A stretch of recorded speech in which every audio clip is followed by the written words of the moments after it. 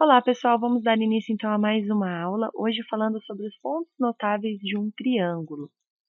Bom, o primeiro ponto notável é o baricentro. Para que a gente possa entender ele, vamos retomar primeiro o conceito de mediana. Então, mediana é um segmento de reta que ela une um vértice do triângulo ao ponto médio do lado oposto. Então, essa reta que faz essa ligação do vértice com o ponto médio do lado oposto é dado o nome de mediana. Num triângulo, nós conseguimos traçar três medianas. E o baricentro, então, é o ponto de encontro das medianas de um triângulo, ok? Bom, o baricentro ele também tem uma propriedade bastante importante. Ele divide a mediana em duas partes, sendo que a parte que contém o vértice, a medida dela é o dobro da outra. Então, nós temos uma situação assim, ó. A mediana está partindo lá do vértice A, se ligando ao ponto N. Então, essa parte de cima, que liga A ao baricentro, ela tem o dobro da medida da parte de baixo, que liga o baricentro ao ponto N. O segundo ponto notável é o ortocentro. Para que possamos entender o ortocentro, vamos relembrar o conceito de altura. Então, a altura de um triângulo é um segmento perpendicular, certo? Perpendicular a um dos lados, que é traçado a reta suporte do lado oposto. Então, ele sai de um dos lados, formando 90 graus, certo? E ele vai até a reta suporte do lado oposto, tendo uma das suas extremidades em um vértice, ok? Só que o problema é que a altura ela pode ser projetada também fora do triângulo. Muitas vezes, quando a gente vai fazer essa reta perpendicular, quando o triângulo é obtusângulo em específico, a gente vai projetar essa altura, ela vai por fora do triângulo. Então, nós teremos que fazer a reta suporte do lado. O que é essa reta suporte? É um prolongamento, ok? Então, o ortocentro ele é o ponto de encontro das retas suporte das alturas. Prolongamento das alturas realmente. Bom, e nós temos três casos. Então, o ortocentro ele pode ser interno ao triângulo. Então, quando o triângulo é acutângulo, as alturas se cruzam internamente ao triângulo. Quando os triângulos forem retângulos, as duas alturas coincidem com os catetos e por isso o ortocentro está exatamente no vértice que contém o ângulo de 90 graus. Ou o ortocentro pode estar externo. Então, quando as alturas elas se projetam aí para fora do triângulo, então nós temos que fazer o seu prolongamento e elas vão se cruzar lá fora. Então, o ponto do ortocentro ficará externo ao triângulo. Para compreender o incentro, a gente precisa retomar o conceito de bissetriz, certo? Então, a bissetriz interna de um triângulo é a bissetriz de cada um dos seus ângulos internos, elas começando no vértice e encostando lá no lado oposto, ok? Então, quando eu traço a bissetriz, eu divido o meu ângulo em duas partes iguais. Bom, o incentro, então, é o ponto de encontro das três bissetrizes internas de um triângulo, ok? E o incentro é bastante interessante, pois ele tem algumas propriedades. O ponto do incentro ele está à mesma distância dos três lados do triângulo. E isso faz, então, com que ele determine o centro de uma circunferência inscrita no triângulo, ok? Sendo que o raio dessa circunferência que está inscrita é exatamente a distância do incentro a qualquer um dos seus lados. O circuncentro depende das mediatrizes. Então, a reta mediatriz, ela mistura um pouquinho de mediana e de altura. Ela é perpendicular a um segmento de reta, mas ela passa pelo ponto médio, certo? Então, olha só, ela faz sua projeção, ela sai lá do ponto médio, mas ela não se liga ao vértice. Ela vai na perpendicular, ela vai formando 90 graus. E o cruzamento das mediatrizes, então, né, o ponto de encontro delas é o circuncentro. E o circuncentro nós temos três casos também. Triângulo acutângulo, o circuncentro é interno. Em um triângulo retângulo, o circuncentro fica exatamente em cima do ponto médio da hipotenusa.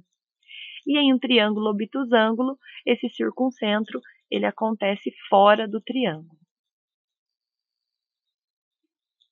O circuncentro também tem uma propriedade importante.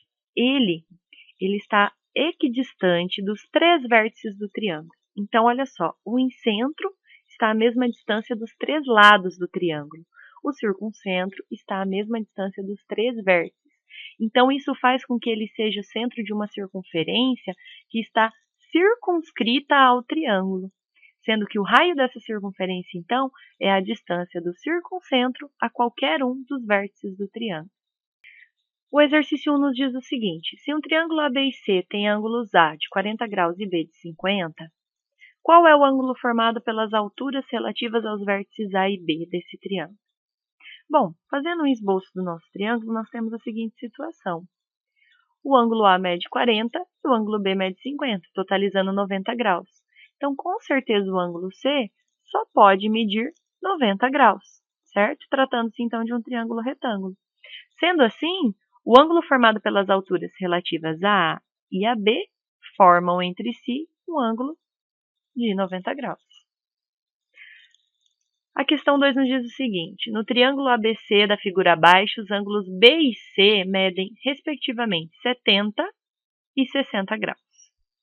A medida do ângulo agudo formado pelas alturas AH e BP é.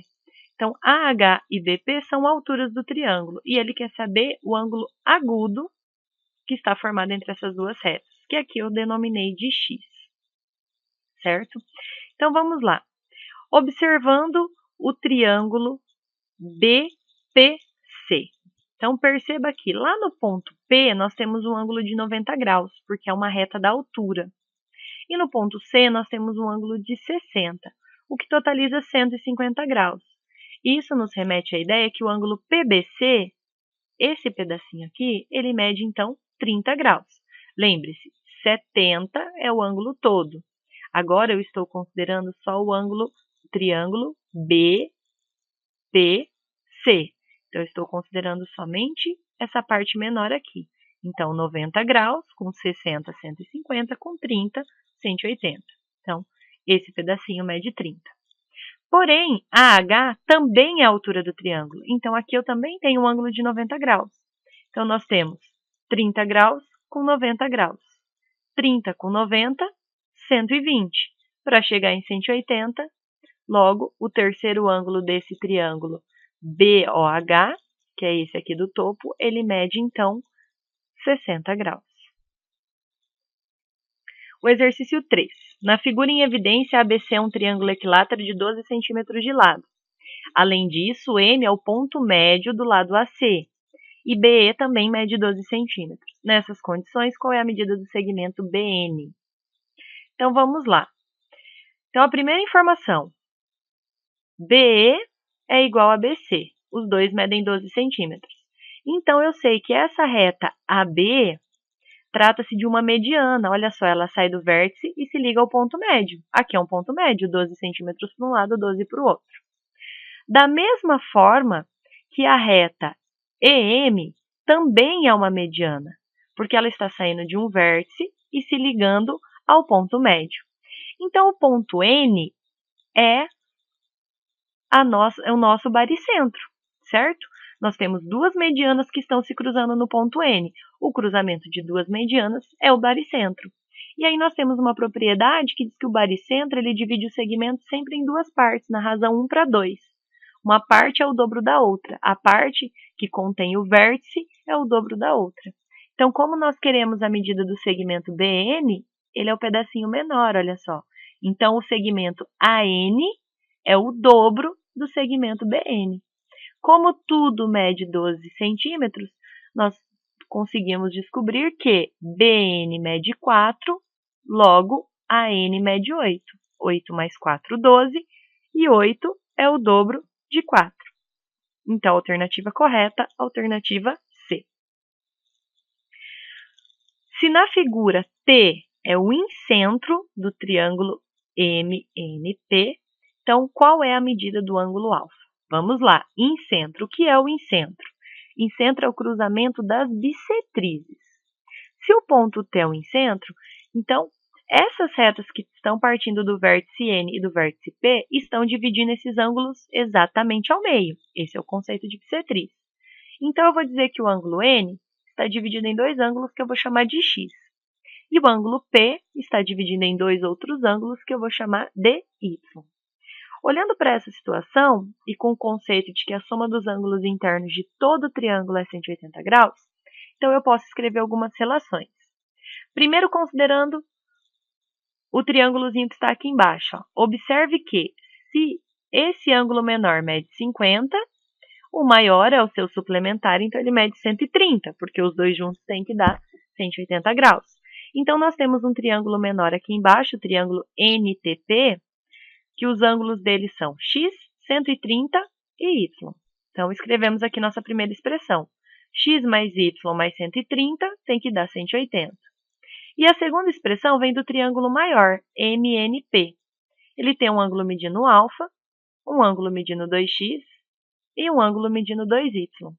Se eu somar todos eles, também tem que dar 180 graus. Bom, partindo da primeira e fazendo a sua simplificação. Então, vou passar o 130 para o outro lado na operação inversa. Eu chego que x mais y dá 50 graus. Paro por aqui. Tomo a segunda equação. Observe que o 2 é o fator comum entre 2x e 2y. Então, eu vou colocar ele em evidência fora do parênteses. Então, eu fico com 2 vezes x mais y mais alfa igual a 180. Mas eu sei quanto é x mais y. Esse termo que está dentro do parênteses, na questão anterior, eu disse que era 50 graus. Então, eu vou substituir. No lugar de x mais y, eu coloco 50 graus. 2 vezes 50 é 100 graus. Passo um 100 com a operação inversa. 180 menos 100. Logo, o ângulo alfa mede 80 graus. Alternativa E. Essa questão aqui é bem mais tranquila, olha só. No triângulo ABC, determine os ângulos A, B e C, sabendo que o O é o circuncentro do triângulo. Bom, olhem a representação. O é o circuncentro. Se ele é o circuncentro, ele está à mesma distância dos três vértices. Ou seja, essas três retas aqui, a reta OA, OB e OC, elas têm a mesma medida. Que faz com que, então, esses três triângulos menores que vocês estão vendo na figura, eles sejam triângulos isósceles, que têm dois lados iguais. Então, vamos lá. Primeiro, pensando no triângulo aqui embaixo, que tem 130 graus, para chegar em 180, falta 50. Divido entre dois ângulos, cada um vai medir 25. Subiu lá no outro. 120 graus, para chegar em 180, falta 60. Divide entre dois ângulos, 30 graus cada um. E o terceiro tem 110. Para chegar em 180, falta 70. Divide por dois ângulos, 35 cada um. E aí fica fácil. O ângulo A é 30 mais 35. O ângulo B é 35 mais 25. E o ângulo C é 25 mais 30. Logo, nosso ângulo A é 65, o ângulo B é 60 e o ângulo C, 55 graus. E a última questão traz um termo novo para nós, certo? Que é o triângulo órtico. Então, ela é teórica. Vamos prestar atenção nas informações. Triângulo órtico de um triângulo ABC é o triângulo cujos vértices são os pés das alturas do triângulo ABC. Olha só. Eu tenho um triângulo ABC e aqui pontilhadinho estão as três alturas. Olha lá, todas formando 90 graus. Quando eu pego o pezinho delas, que seriam esses pontos P, Q e R, e ligo um ao outro, eu formo esse triângulo menor que está ali dentro. Esse triângulo é chamado de triângulo órtico. Bom, as alturas de um triângulo acutângulo, então, as alturas do triângulo acutângulo, que é o triângulo ABC, são bissetrizes dos ângulos internos do triângulo órtico. Olha que interessante. Então, esses pontilhadinhos aqui, eles são a altura do triângulo ABC, ou seja, do maior, e, coincidentemente, eles são bissetrizes do triângulo que está dentro do triângulo órtico, ok? Então, na figura, nós temos essa representação. O que ele quer que nós digamos é o ponto H é o único ponto comum a essas alturas, as alturas do triângulo ABC. Com base nessa informação, o ponto H é o que do triângulo PQR. Então, ele deu nas informações para a gente que essas retas pontilhadas são alturas do ABC, mas elas são bissetrizes do triângulo PQR, que é o triângulo órtico, e o cruzamento das bissetrizes é conhecido como incentro.